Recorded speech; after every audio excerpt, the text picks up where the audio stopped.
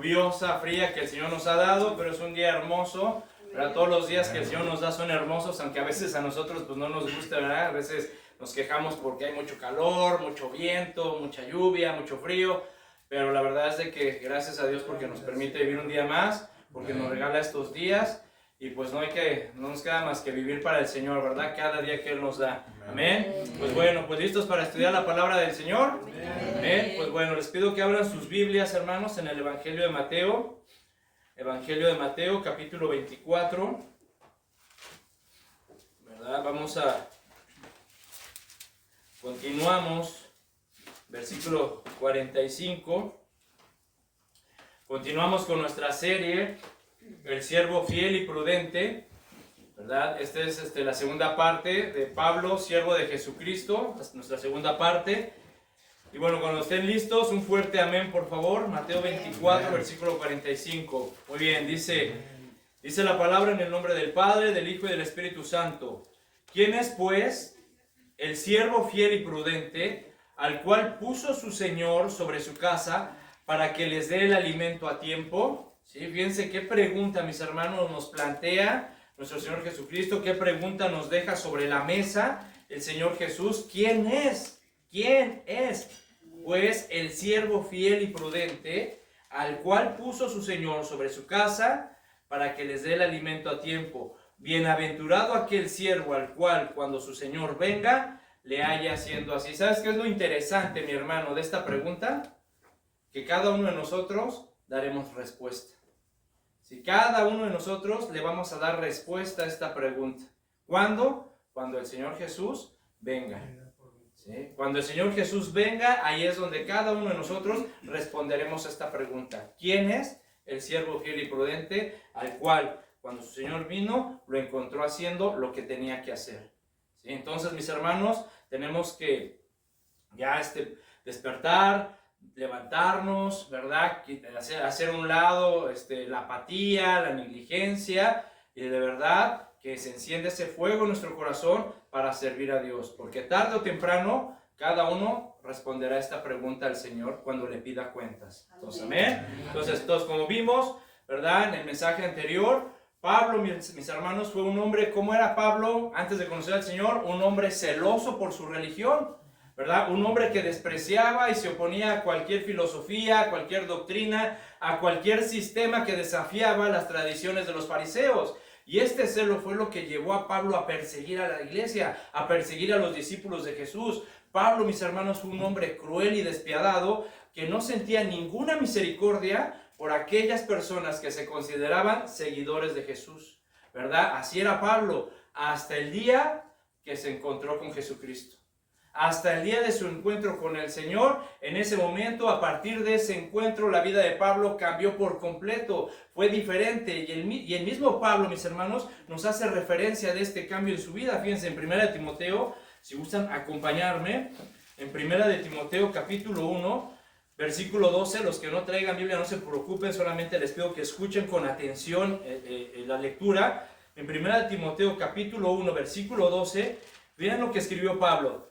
Dice: doy gracias al que me fortaleció, a Cristo Jesús nuestro Señor, porque me tuvo por fiel, poniéndome en el ministerio, habiendo yo sido antes blasfemo, perseguidor e injuriador, mas fui recibido a misericordia, porque lo hice por ignorancia en incredulidad.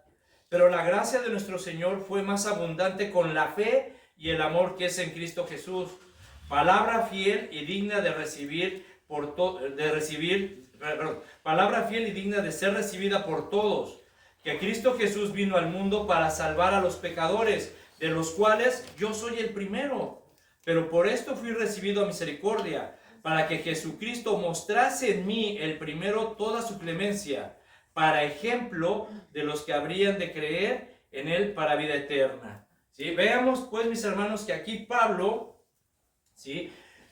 Nos dice, ¿verdad?, aceptando cómo era él antes de conocer a Jesucristo. Dice: yo antes, dice, era un injuriador, perseguidor y blasfemo, ¿sí?, de la iglesia, ¿sí?, de la iglesia, ¿verdad? Pero fíjense qué curioso, Pablo era un fariseo, ¿sí? Pablo conocía la palabra de Dios, Pablo se dedicaba a estudiar la palabra de Dios, ¿verdad? Sin embargo, vemos que a pesar de tanto conocimiento que tenía Pablo, Pablo vivía una religión.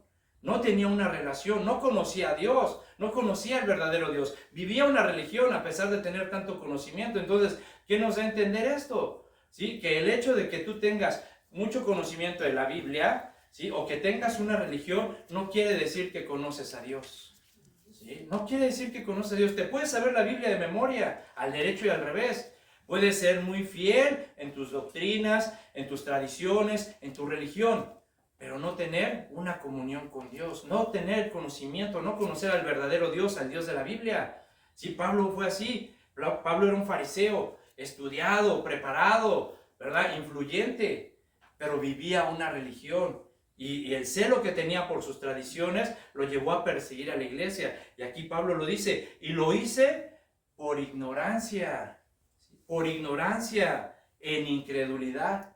¿Sí? Muchos de nosotros, mis hermanos, éramos así. Acuérdate, ¿cómo éramos? ¿Cómo eras antes de conocer a Cristo? Antes de tu encuentro con Jesús, ¿cómo eras? También eras blasfemo, injuriador y perseguidor de Dios, a pesar de tener una religión. A pesar de ir a la iglesia cada 8 días y decir que conocías a Dios y cumplir con las tradiciones de tu religión, también ofendías a Dios con tu manera de vivir. Le faltabas al respeto al Señor con tu manera de hablar, con tu manera de pensar, con tus decisiones. ¿No es verdad?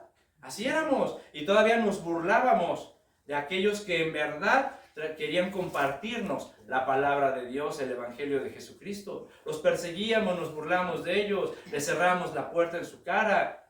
Y todo lo hacíamos, ¿por qué? Al igual que Pablo, por ignorancia. Por ignorancia, porque no conocíamos a Dios. No conocíamos al Dios verdadero. Vivíamos y teníamos una religión nada más, pero no conocíamos a Dios. Entonces, aquí Pablo dice, yo lo hice por ignorancia e incredulidad. Dice, pero la gracia de nuestro Señor Jesucristo fue más abundante con la fe y el amor que es en Cristo Jesús, y me llamó al ministerio, me puso al ministerio, ¿para qué? Para ser ejemplo de los que han de creer para Él, para vida eterna. Mis hermanos, nosotros también fuimos llamados, fuimos marcados por el Señor Jesucristo. ¿Para qué? Para predicar el Evangelio, para llevar su nombre, igual que Pablo. Y nuestra vida tiene que ser ejemplo también para los que han de creer.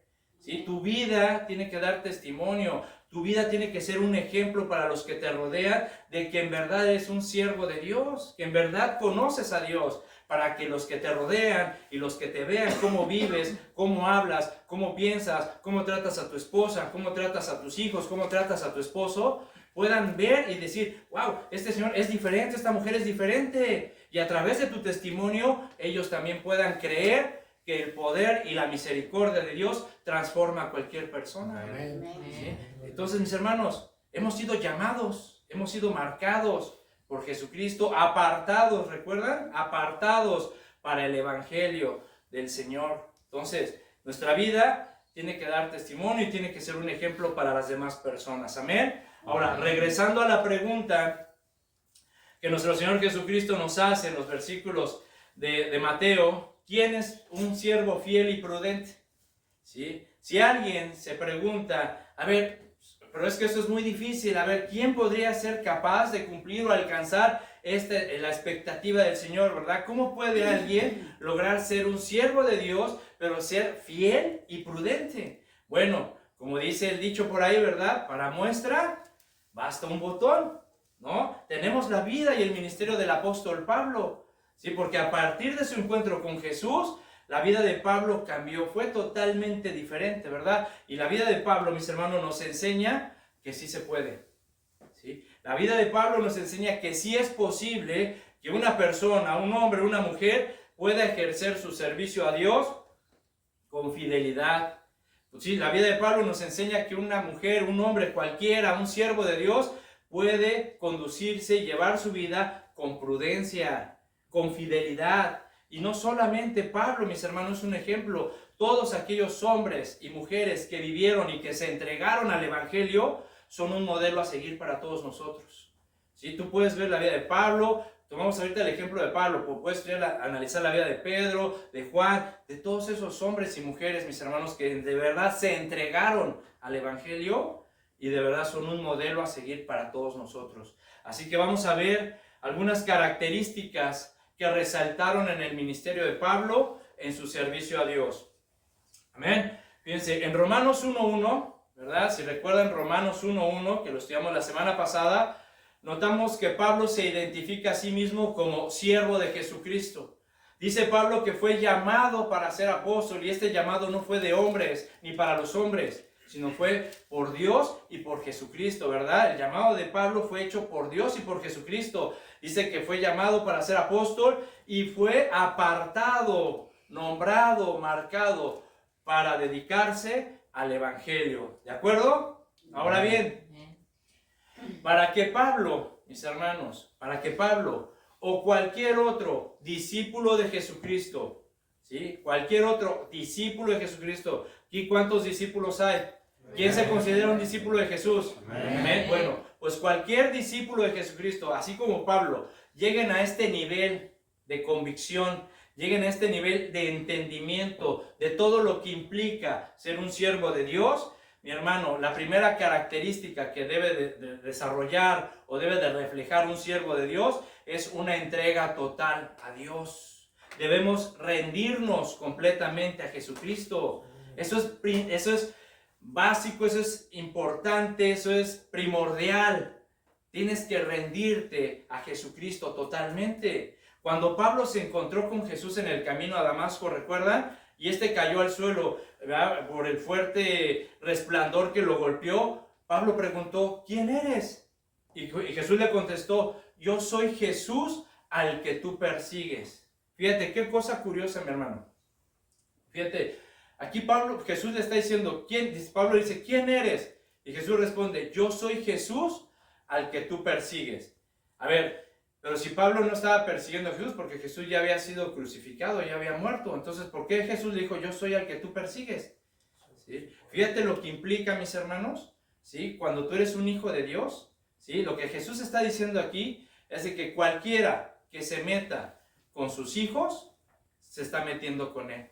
Cualquiera que persiga a sus hijos, lo está persiguiendo a él. Cualquiera que dañe a sus hijos o maltrate a uno de sus hijos, lo está maltratando a él. Y cualquiera que niegue la palabra o rechace la palabra de Dios que le comparta a un hijo, no lo están rechazando a él, sino están rechazando a Jesús.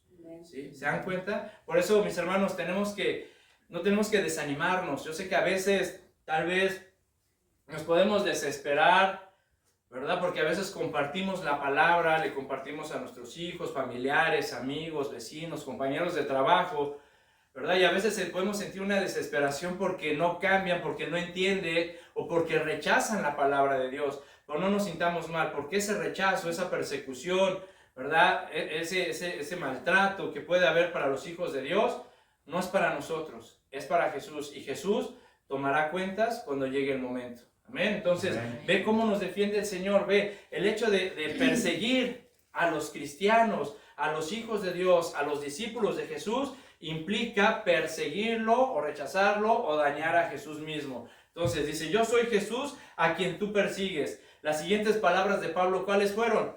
Señor, ¿qué quieres que haga? Señor, ¿qué quieres que haga? Estas palabras de Pablo denotan o expresan rendición, mi hermano.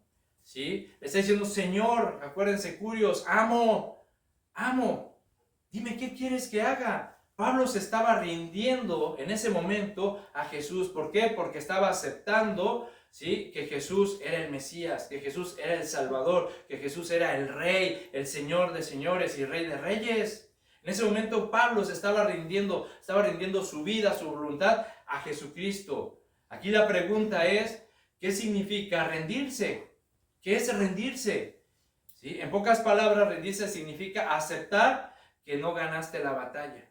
Así, en pocas palabras, eso significa rendirse. Aceptar que no ganaste la batalla. En una guerra, en un conflicto entre naciones, desde los tiempos antiguos, ¿verdad? Cuando una persona, cuando un ejército o un país se rendía, aceptaban que habían perdido la batalla, aceptaban que habían perdido la guerra y en ese momento estaban entregando voluntariamente su vida y el destino de la nación en las manos de la nación que había ganado, ¿sí? Así era antes y así, bueno, así ha sido en las guerras.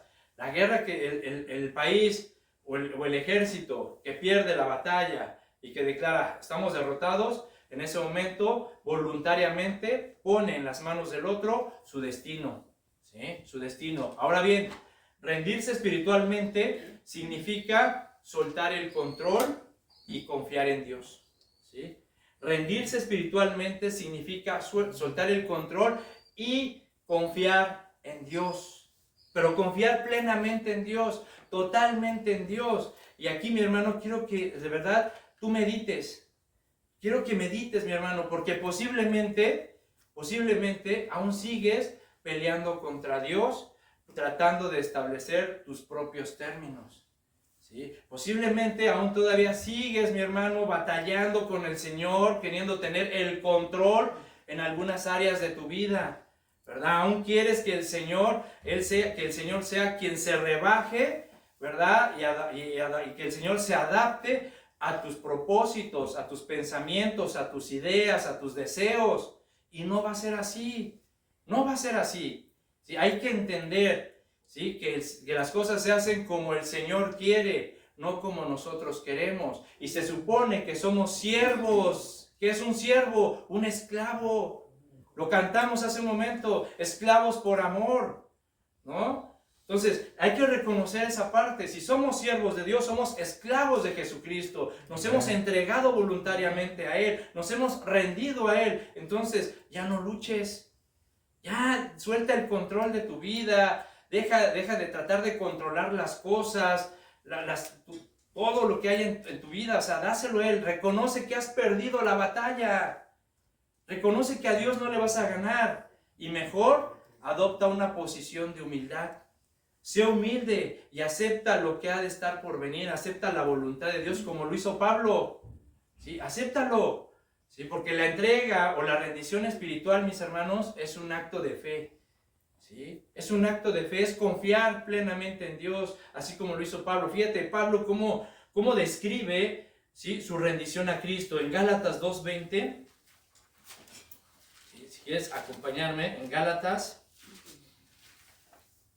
En el libro de Gálatas, capítulo 2, versículo 20, leemos estas palabras de Pablo, donde de alguna manera nos describe, ¿sí? lo que significó para él rendirse a Cristo.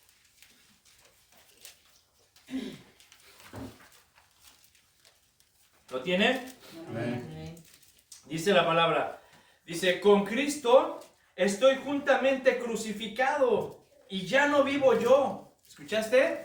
Ya no vivo yo, mas Cristo vive en mí. Y lo que ahora vivo en la carne, lo vivo en la fe del Hijo de Dios, el cual me amó y se entregó a sí mismo por mí. Fíjate lo que nos está diciendo Pablo, mis hermanos. ¿Sí? O sea, cuando un cristiano, así como Pablo, se rinde ante Jesucristo y suelta el control y dice, Señor, yo confío en ti plenamente, podemos expresar las palabras de Pablo y las podemos entender. Con Cristo estoy juntamente crucificado. ¿Sí? ¿Qué significa estar crucificado? ¿Sí? Significa, ¿sí? crucificar nuestra carne, nuestros deseos, nuestros anhelos. ¿Recuerdas que Jesús le dijo a sus discípulos, cualquiera que quiera ser mi discípulo, tome su cruz todos los días y sígame? ¿Por qué tenemos que tomar la cruz todos los días? Porque todos los días tenemos que crucificar, matar nuestro ego, nuestro orgullo, la vanidad, la soberbia. Todos los días tenemos que crucificar nuestra carne, nuestros deseos, anhelos, ¿verdad? Anhelos y deseos que solamente nos van inclinados a alimentar ese ego, la avaricia, ¿verdad? El orgullo, la soberbia. Entonces tenemos que crucificar la carne. Aquí Pablo está diciendo, con Cristo estoy juntamente crucificado. Ya, dice, y ya no vivo yo. Es decir, ya no vivo para mí. Ya no vivo para preocupado solamente en mí, ¿Sí? Ya no vivo solamente para ganar yo, para preocuparme en mí, para que yo sea, mientras que yo sea feliz, mientras que yo tenga, mientras que a mí me vaya bien. Ya no vivo yo, dice Pablo. Dice, mas Cristo vive en mí. Cristo vive en mí. Y lo que ahora vivo en la carne, si lo que ahora vivo en esta vida, ¿sí? Ya no la vivo para mí, sino la vivo ¿en qué? En la fe. ¿Ya ves? En la fe del Hijo de Dios, el cual se entregó y murió por amor a nosotros, mi hermano, por amor a ti. ¿Sí? Entonces, mi hermano, rendirse a Cristo, si nos damos cuenta, rendirse a Cristo es un golpe fulminante a nuestra carne, a nuestras pasiones, a nuestros deseos. Aquí la pregunta sería, ¿qué tanto vives para ti y qué tanto Cristo vive en ti? ¿Sí? Pregúntate eso, analízalo. ¿Sí? ¿Qué tanto vives para ti actualmente? Como cristiano, como hijo de Dios, como discípulo de Jesús. ¿Qué tanto vives para ti y qué tanto realmente Cristo vive en ti? ¿Sí? ¿Sabes cómo sabremos? Por sus frutos, por los frutos que demos. ¿Sí? Porque dice la palabra que por sus frutos los conocerás. ¿Sí? Entonces, mis hermanos, tenemos que morir, tenemos que crucificar los deseos, los anhelos, ¿verdad? Tenemos que crucificar el orgullo, la soberbia, ¿sí? Y dejar que Cristo realmente viva en nosotros. ¿Sí? Muchas veces, ¿verdad? Por ejemplo, puede ser que en algún momento a lo mejor tú tienes tus ahorros, por decirlo así. Imagínate, tú tienes tus ahorros, porque tú anhelas y deseas poner un negocio, que está bien. No digo que está mal, ¿verdad? Pero ¿qué tal si de repente el Señor te dice, ¿sabes qué? No quiero que pongas ese negocio, ¿sí? Y lo que tienes ahorrado, todo lo que tienes ahorrado para ese negocio, quiero que lo des para el sostenimiento de los misioneros. ¿Qué vas a decirle a Dios? Te reprendo, Señor, ¿verdad? Te reprendo. Esto no es de Dios, te reprendo.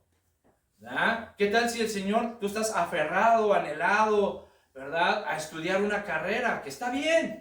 Tal vez quieres ser doctor, arquitecto, abogado, ingeniero y estás aferrado a terminar una carrera, ¿verdad? ¿Y qué tal si el Señor te dice, ¿sabes qué? Ya no quiero que estudies esa carrera y quiero que mejor te metas al instituto teológico porque tengo otros planes para ti. ¿Qué le vas a decir? Te ato tus palabras, ¿verdad? No las acepto, ¿sí? ¿Por qué? ¿Por qué te aferras? O sea, ¿por qué quieres seguir estudiando esa carrera cuando el Señor te está pidiendo otra cosa? Ah, es que si me recibo de doctor, pues voy a ganar bien. Y si voy a tener buen trabajo, ¿verdad? Y voy a tener la casa que siempre he querido, y los carros que he deseado, y los viajes que siempre he anhelado. Alimentando la carne, el orgullo, la soberbia. O sea, no está mal, mis hermanos, terminar una carrera si es la voluntad de Dios. Porque aun cuando tú termines una carrera y en la posición que te diga el Señor, tú como siervo de Dios tienes que servirle a Dios. Y lo que Dios te dé es para su servicio, ¿verdad? Si tú tienes un negocio, un taller, ahí en el taller, en el negocio, tienes que usarlo para predicar el evangelio. Si tú eres doctor, tienes que predicarle y tienes que orar por tus enfermos. Si tú eres ingeniero, tienes que orar para que la construcción salga bien y enseñarle a tus trabajadores a orar, ¿verdad? Pero si el Señor te pide otra cosa que va en contra de tus anhelos y tus deseos, ¿qué vas a hacer? ¿Vas a obedecer? ¿Vas a crucificar tu carne? ¿O vas a atar y a reprender al Señor? ¿Verdad? ¿Qué vamos a hacer? Entonces, ¿qué tanto pues vives para ti? ¿Y qué tanto Cristo vive en ti, mis hermanos? Analiza esa pregunta y contéstala. Fíjate, otro gran siervo de Dios que tuvo el encargo de preparar el camino para el Mesías. ¿De quién estamos hablando? Juan el Bautista. Exacto, de Juan el Bautista. Él dijo lo siguiente en el Evangelio de Juan. Vamos al Evangelio de Juan, capítulo 3. Juan, capítulo 3, versículo 30. Fíjate, en el 28. ¿Lo tienen? Perfecto. Juan, capítulo 3, versículo 28. Fíjate lo que dijo Juan el Bautista. Vosotros mismos me sois testigos de que dije, yo no soy el Cristo, sino que soy enviado delante de él. Versículo 30. Es necesario que él crezca, pero que yo mengüe. Fíjate qué palabras. ¿Sí? Es necesario que Él, ¿quién? Cristo crezca y yo mengüe. La palabra menguar significa hacerse más pequeño o inferior. Fíjate, ¿sí? Es necesario que yo me haga más pequeño o que yo me considere inferior a Cristo. ¿Sí? Ahora podrá decir alguien, ¿y por qué tengo que menguar? ¿Sí? ¿Por qué tengo que considerarme inferior? ¿Por qué tengo que dejar que Jesús crezca? ¿Podrá haber alguien que se pregunte eso? Bueno, la respuesta es simple. Pues tienes que menguar para que tú le des la importancia y la atención que se merece el Señor y que de esta manera Él le pueda dar el crecimiento a tu vida como Él tiene planeado. ¿Sí? Sí, esto fue lo que sucedió con Pablo. Pablo se rindió al Señor, permitió que Cristo creciera en su vida mientras que él se hacía cada vez más inferior, al punto de estimar todas las cosas por pérdida. Todas las cosas que eran para él ganancia, dice, las estimo como pérdida, como basura. Pero eso solamente se logra cuando tú menguas y cuando Cristo crece en tu vida. Sí, fíjate en Filipenses 7. Vamos al libro de Filipenses, versículo 3, capítulo 3, versículo 7. ¿Sí? Filipenses 3, verso 7. Dice, pero cuántas cosas eran para mí ganancia, cuántas cosas le eran para Pablo ganancia. A ver, Pablo era fariseo, ¿verdad? Era un hombre preparado, tenía títulos universitarios, maestrías, doctorados, por llamarlo de alguna manera, ¿sí? Pablo tenía influencias. Pablo tenía prestigio, era un rabino, ¿sí? Pablo tenía tal vez dinero, y tenía una posición social, era reconocido en el ámbito fariseo. Entonces, todas esas cosas, fíjate, todas esas cosas, dice, todas esas cosas que eran para mí, eran para mí ganancia, las he estimado o las he valorado como pérdida. ¿Por quién? Por amor de Cristo. ¿Sí? Versículo 8, y ciertamente aún estimo todas las cosas como pérdida por la excelencia del conocimiento de Cristo Jesús, mi Señor, por amor del cual lo he perdido todo y lo tengo todo por basura para ganar a Cristo. Fíjate, y ser hallado en Él, no teniendo mi propia justicia, ya ven, no teniendo mi propia justicia, que es por la ley, por la tradición, por la religión, sino la que es por la fe de Cristo, la justicia que es de Dios por la fe. ¿Sí? Fíjense, mis hermanos, ¿sí? Todas las cosas, dice Pablo, todas las cosas que me eran para mí ganancia, las he estimado o las he valorado por pérdida. ¿Sí? Y aún todas las cosas que tengo, las considero basura por la excelencia del conocimiento de Cristo, por la fe. Por la fe. Eso es muy importante. Por la fe. ¿Ves? Por eso significa menguar, rendirse a Jesús, rendirse a Dios. Es un acto de fe, mi hermano. Porque tienes que creer total y completamente en Él. Tienes que creer y confiar que Él tiene el control de tu vida, que Él no te va a dejar, que Él te va a sostener, que Él te va a levantar, que Él te va a fortalecer todos los días. ¿Sí? Pero hay que crucificar la carne. Hay que menguar, hay que hacerse inferior, ¿sí? Porque vemos en la vida de Pablo que Pablo entre más menguaba, entre más se hacía inferior, entre más consideraba las cosas como pérdida, como basura, por ganar, por la excelencia del conocimiento de Cristo, Cristo crecía más en su vida. Y entre más crecía Cristo en su vida, más lo conocía Pablo. Y entre más crecía Cristo y más conocía Pablo a Jesús, el poder de Dios se manifestaba más a través de la vida y el servicio de Pablo. Y todo fue, mis hermanos, y tanto fue el crecimiento de la vida de Pablo, que Pablo llegó a expresar, hay en mí el mismo sentir que hubo en Cristo. Fíjate, hay en mí el mismo sentir que hubo en Cristo. Y Pablo utiliza estas palabras para animar a los cristianos, para animarnos a nosotros a alcanzar este nivel de crecimiento, mis hermanos. ¿Cómo dice en Filipenses 2:5? Fíjate, vamos a leerlo ahí mismo, a la vuelta, Filipenses 2:5. Dice, haya pues en ustedes este sentir que hubo también en Cristo Jesús. ¿Sí? Fíjate lo que nos está diciendo Pablo. ¿Sí? Pablo nos está diciendo, piensen y actúen como Jesucristo. Piensa y actúa como Jesucristo. Esta es la misma manera de pensar y de actuar que les estoy pidiendo que tengan. Así nos está diciendo Pablo. ¿Sí? Pablo nos está animando a esto, a tener la misma manera de pensar y de actuar de Jesucristo. Pero ¿cómo vamos a tener la misma manera de pensar y de actuar de Jesús si no menguamos?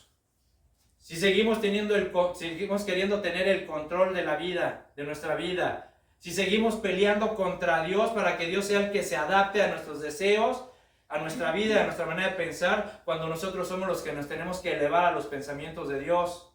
O sea, ¿cómo vamos a poder pensar y actuar como Jesucristo, mis hermanos, si no crucificamos la carne?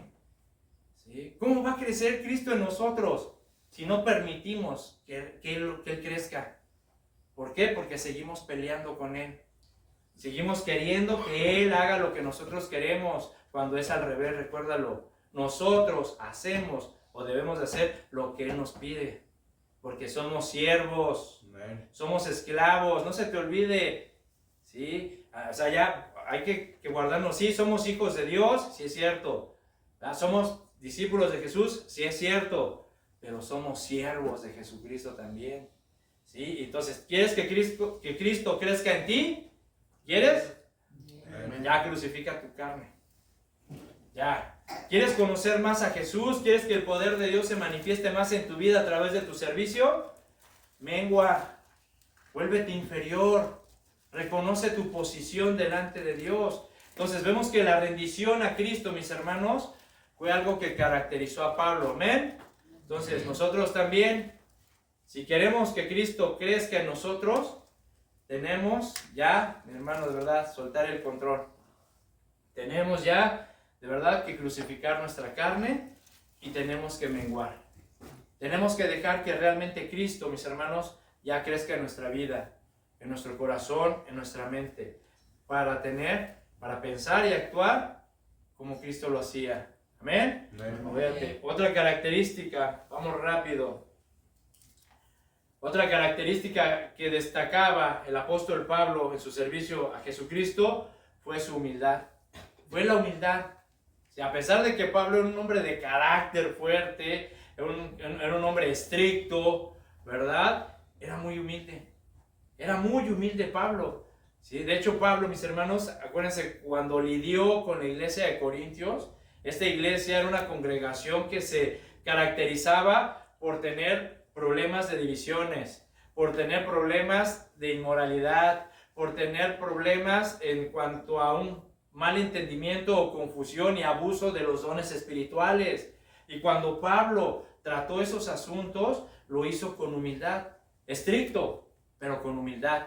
Es muy diferente, ¿eh? O sea, no hay que confundir, hay que tener un balance. Una cosa es ser estricto, enérgico en las convicciones cristianas, y otra cosa es ser soberbio y tratar de ser un hombre autoritarista, aplicando la autoridad a la fuerza, no. Una cosa es ser estricto, ¿verdad?, en las convicciones cristianas, y otra cosa, mis hermanos, es ser humilde. ¿Okay? Entonces, fíjate, la humildad de Pablo era un contraste, su humildad era un contraste a la arrogancia, a la soberbia y al egocentrismo que caracterizaba a muchos miembros de esa iglesia, de la iglesia de Corintio. Y vemos que esta humildad de Pablo, mis hermanos, se evidencia en varias formas. Por ejemplo, una de las características de la humildad de Pablo es de que Pablo rechazaba el jactarse.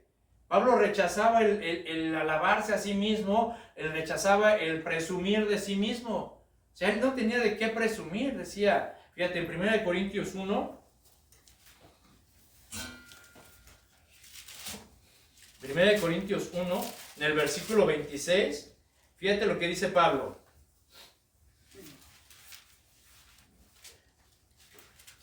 ¿Listos? 1 Corintios 1, 26. Dice, pues mirad, hermanos, vuestra vocación, que no sois muchos sabios según la carne, ni muchos poderosos, ni muchos nobles, sino que lo necio del mundo escogió Dios para avergonzar a los sabios, y lo débil del mundo escogió Dios para avergonzar a lo fuerte, y lo vil del mundo y lo menospreciado escogió Dios, y a lo que no es, para deshacer lo que es, a fin de que nadie se jacte en su presencia. Mas por él estáis vosotros en Cristo Jesús, el cual nos ha sido hecho por Dios sabiduría, justificación, santificación y redención. Fíjense lo que Pablo nos está diciendo. Aquí vemos a Pablo que le recuerda a la iglesia de Corintios y nos recuerda a nosotros también, mis hermanos, que muchos de nosotros, antes de conocer a Jesús, no éramos sabios. O sea, no éramos sabios de acuerdo a la sabiduría del mundo. Es decir, Pablo está diciendo, a ver, acuérdate cómo eras. ¿Sí? Acuérdate cómo eras. ¿Quién eras tú antes de conocer a Cristo? ¿Sí? ¿Acaso alguno de ustedes era muy sabio de acuerdo a la sabiduría del mundo? ¿Sí? ¿De acuerdo a la manera de pensar del mundo? ¿Acaso algunos de ustedes eran ricos y poderosos e influyentes? ¿Acaso alguno de ustedes nació en la nobleza o es descendiente de algún rey, de algún noble? ¿Alguien de ustedes es así? No, dice, sino ustedes, dice, son de lo necio del mundo, ¿verdad? De lo débil del mundo, de lo vil del mundo. ¿Saben lo que significa eso, mis hermanos? En pocas palabras, es decir, de la chusma. ¿Sí? De la chusma. ¿Sí? Ustedes eran de la chusma, dice el Señor. Entonces, ¿por qué se jactan?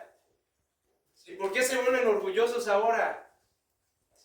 ¿Sí? No era nada, éramos de la chusma, mis hermanos. De la chusma. Y de ahí nos escogió Dios, de ahí nos llamó Dios, de ahí nos levantó Dios para romper la sabiduría del mundo. ¿Sí? Para romper la sabiduría del mundo. Entonces, ¿por qué se jactan? O sea, ahora ¿por qué presumes? Ahora ¿por qué te vuelves tan soberbio, tan orgulloso, tan vanidoso, vanidosa? Si no eras nadie. ¿Sí? Fíjate bien lo que dice el versículo 31. ¿Sí? Para que, como está escrito, el que se gloría, gloríese en el Señor. ¿Sí? Entonces vemos que Pablo es un ejemplo de humildad. ¿Sí? Y que a pesar de sus impresionantes credenciales, a pesar de todo lo que ya dijimos, de su extensa educación y todo, como ya vimos, Pablo lo estimaba por pérdida y por basura. En cambio, dice Pablo, si alguien se quiere jactar, si alguien quiere alabarse, si alguien quiere presumir, presume y alábate, ¿sí? ¿Qué dice el versículo 31? En el Señor. O sea, gloríate que realmente conoces a Dios. Si realmente te quieres alabar de algo, alábate de que en verdad tú eres un siervo fiel y prudente. ¿Sí? Si realmente quieres presumir de algo, presume que tu vida dé testimonio de que realmente eres un siervo de Dios, que realmente en ti Cristo vive, que realmente en ti se manifiesta el pensar y el sentir que hubo en Cristo. Eso sí, ¿sí? Si es que en algo te quieres gloriar, gloríate que en verdad conoces y entiendes a Dios. No de que te sientes, no, que yo, que es, no, de que si no éramos nadie, mis hermanos, éramos chusma. Si no, acuérdate cómo eras antes de conocer a Cristo. Pandilleros, drogadicto, borracho, mujeriego, parrandero, chismosa, grosera, ¿verdad? ¿Sí o no? Sí. Entonces, ¿de qué nos tenemos que jactar? De nada. Si nos jactamos, que sea de que realmente conocemos a Dios. Amén. Fíjate, entonces como vemos, esta instrucción que se nos da aquí realmente contradice, ¿sí?, todo pensamiento y toda actitud del mundo, ¿sí? Debido a que la humildad, mis hermanos, la humildad es la cosa menos atractiva y menos interesante para el modo de pensar del mundo. ¿Sí o no? O sea, la verdad, tú dices, sé humilde. ¿Qué? ¿Humilde yo? Estás loco. O sea, ¿cómo voy a ser humilde? ¿Qué no sabes quién soy yo? Te dicen. ¿Qué no sabes en dónde trabajo? ¿Qué no sabes para quién trabajo? ¿Qué no sabes dónde vivo? No sabes ni con quién estás hablando. ¿Sí? O sea, sé humilde, dice sé humilde y ¿no? O sea, es la cosa menos atractiva y menos interesante en el modo de pensar del mundo. Por eso la Biblia nos dice, renueva tu manera de pensar. Renuévala, no te amoldes, no te acoples a este mundo, sino renueva tu manera de pensar. ¿Sí? Entonces, ¿qué dijo en Marcos 10:45? ¿Qué dijo Jesús? Porque el Hijo del Hombre no vino para ser servido, sino para servir. ¿Sí? Y en Mateo 23:12 dijo, porque el que se quiere enaltecer en sí mismo será humillado, y el que se humille será enaltecido. ¿Ven? Entonces, como podemos ver, fíjate, ¿sí? Los antiguos griegos consideraban la humildad, no consideraban la humildad, como una virtud, sino la veían como un defecto. ¿Sí? Los griegos así veían la humildad, o sea, la veían como un defecto, no como una virtud. Entonces, fíjate, de acuerdo a las palabras de Jesús y lo que pensaban los griegos, podemos ver que para Dios las cosas son diferentes. El concepto de Dios es diferente, ¿sí? Porque Jesús dijo en Mateo 18:4, cualquiera que se humille como este niño, este es el mayor en el reino de los cielos. Fíjate, ¿quieres ser el mayor en el reino de los cielos? ¿Quieres tener una posición destacada, importante en el reino de Dios? Humíllate. Sirve, sé un siervo. Sirve a los demás, sirve a los hermanos. ¿Sí? No te enaltezcas, no te enorgullezcas aquí en este mundo, sino sé humilde. Cristo no vino para ser servido, sino para servir. Nuestro maestro nos pone el ejemplo cuando le lavó los pies a sus discípulos. ¿Sí? Entonces, nosotros no podemos hacer menos que nuestro maestro, tenemos que seguir las pisadas de nuestro maestro, mis hermanos. Entonces, ¿qué implica esta idea? ¿Sí? ¿Qué implica la idea de, dice la palabra, estimando cada uno, ¿sí? En Filipenses 2:3, ¿qué dice? Vamos a Filipenses, en Filipenses 2, versículo 3, vean la instrucción que nos da Pablo. Dice, nada hagáis por contienda o por vanagloria, antes bien, ¿cómo? Con humildad, estimando cada uno a los demás como superiores a él mismo, no mirando cada uno por lo suyo propio, sino cada cual también por lo de los otros.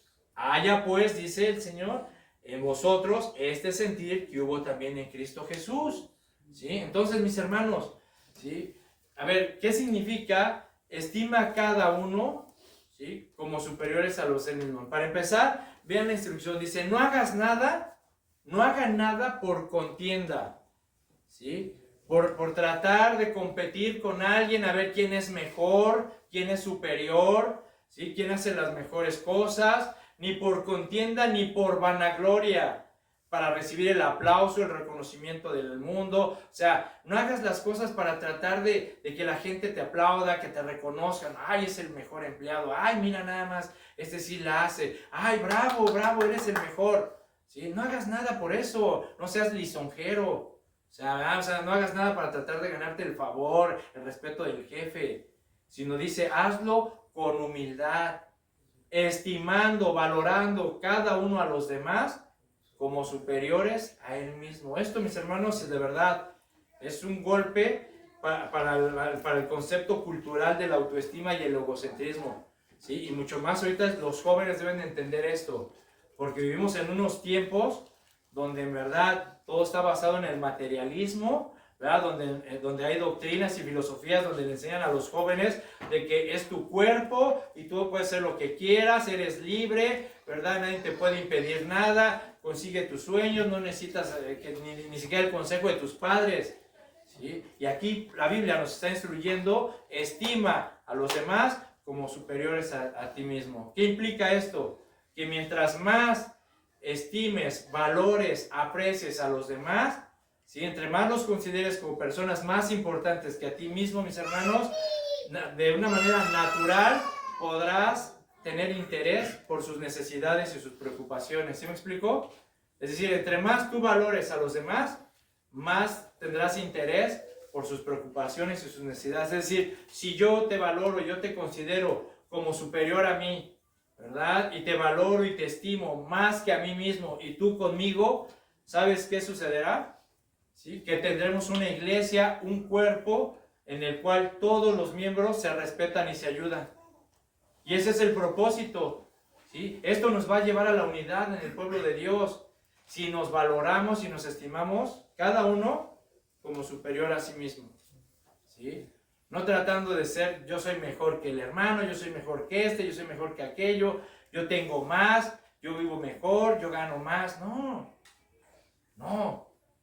¿Sí? No hagan nada por contienda o por vanagloria, sino con humildad, valorando y apreciando a tu prójimo como más importante que tú mismo.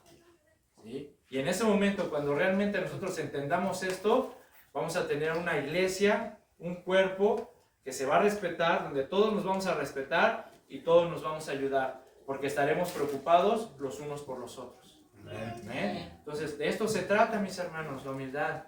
Si haya pues en ustedes el mismo sentir que hubo en Cristo. ¿Sí? Entonces, vamos a concluir. ¿Sí? Vemos a Pablo, mis hermanos, a nuestro hermano Pablo, que en otro tiempo fue un hombre que tenía un celo, pero un celo mal entendido, mal dirigido, que lo llevó a perseguir y a maltratar a muchos cristianos. ¿Sí? Los llevó, ¿verdad?, a perseguir, a arrastrar. Dice que iba casa por casa buscando a los cristianos para arrastrarlos y llevarlos a la cárcel. Era un celo mal entendido y mal dirigido, el cual lo hacía por ignorancia y en incredulidad. Pero ese Pablo, mis hermanos, fue transformado por la gracia y la misericordia de Dios. Y fue transformado en un hombre inquebrantable a sus convicciones cristianas.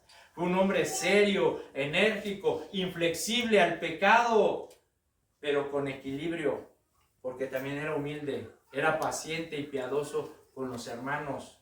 ¿Sí? De hecho, ahí en 1 Corintios, ¿sí?, podemos leer, mis hermanos, dice, Pablo nos exhorta y nos dice en 1 Corintios 11, si vamos, fíjate, ya para terminar, en 1 Corintios 11, versículo 1, ¿sí?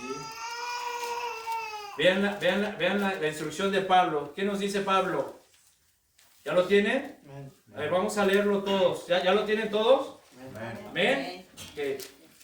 1 Corintios 11:1. ¿Qué dice Pablo? 1, 2, 3. Sed imitadores de mí, así como yo de Cristo. Mis hermanos, ahí está la instrucción. Seamos imitadores de esos siervos de Dios que realmente menguaron, que realmente se rindieron, que realmente crucificaron su carne, ¿sí?, para imitar a Cristo.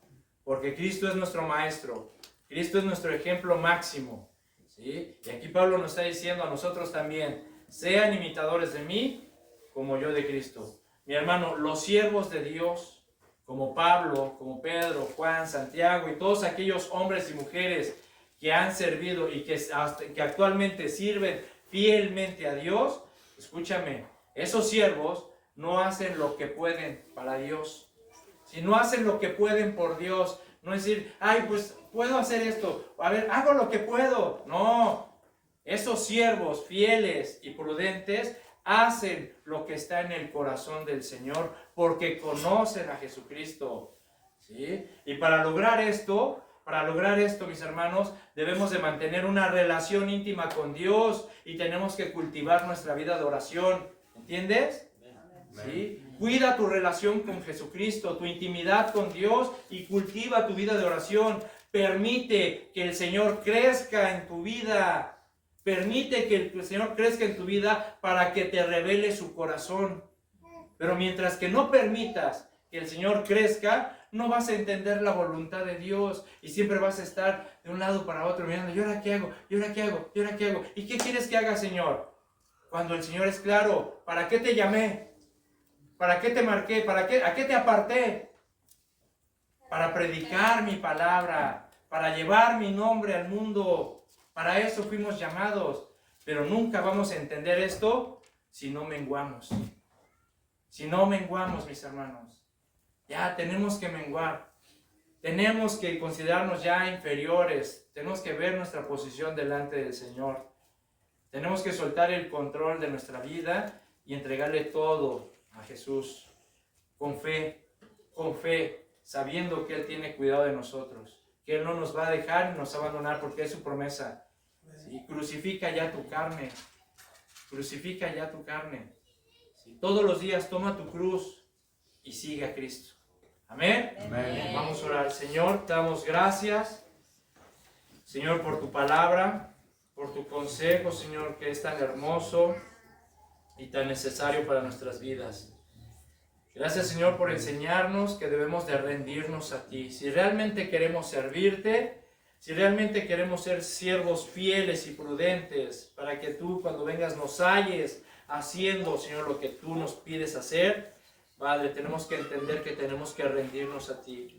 Ya tenemos que reconocer que hemos perdido la batalla, Señor, que ya no podemos seguir peleando contra ti para ver quién tiene el control, sino entregártelo todo, Señor, en tus manos, sabiendo, Padre, que tú tienes cuidado de nosotros, reconociendo que tú eres nuestro Señor y nuestro Salvador, nuestro Rey de Reyes y Señor de Señores, y entendiendo y reconociendo tus promesas, Padre.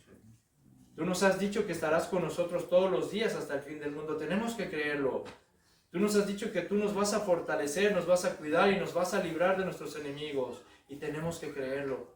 Tú nos has dicho que estarás con nosotros aún en medio de las tormentas que vengan a nuestra vida. Y tenemos que creerlo. Pero muchas veces, Señor, nuestra carne, que es débil, nos engaña. Y el corazón nos engaña. Y nos engaña porque no hemos menguado, porque no hemos soltado el control, porque no hemos crucificado la carne, porque aún seguimos aferrados a nuestros deseos, pasiones y anhelos que alimentan nuestro ego y nuestra vanidad. Perdónanos, Señor, si hemos sido rebeldes.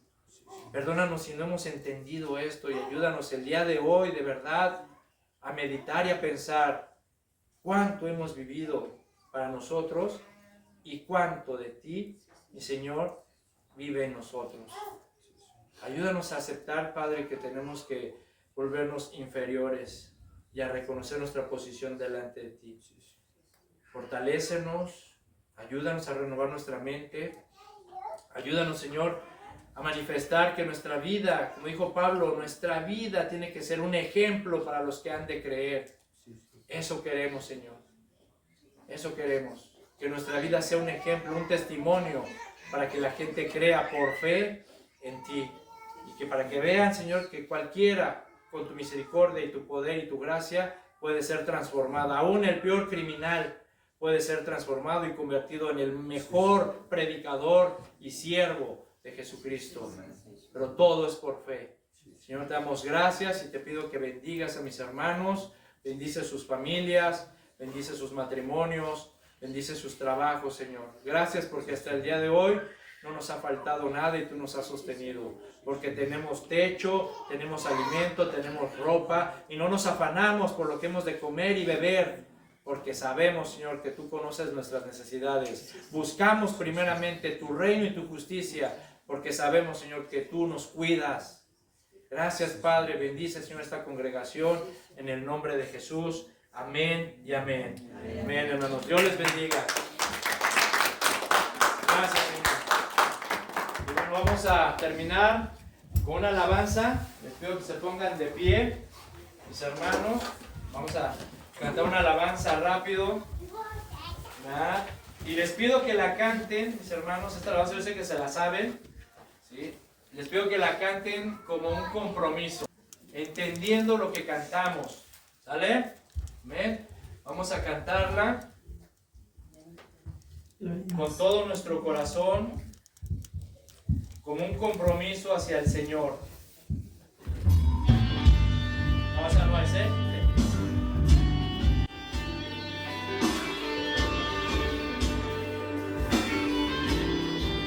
Señor, estamos agradecidos contigo en este día, con tu misericordia.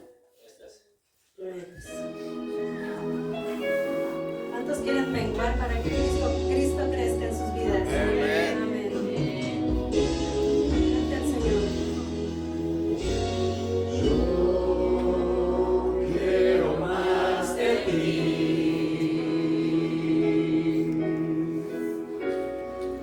Y habitar en tu presencia. Menguar para que crezcas tú y cada día ser más como tú. Si yo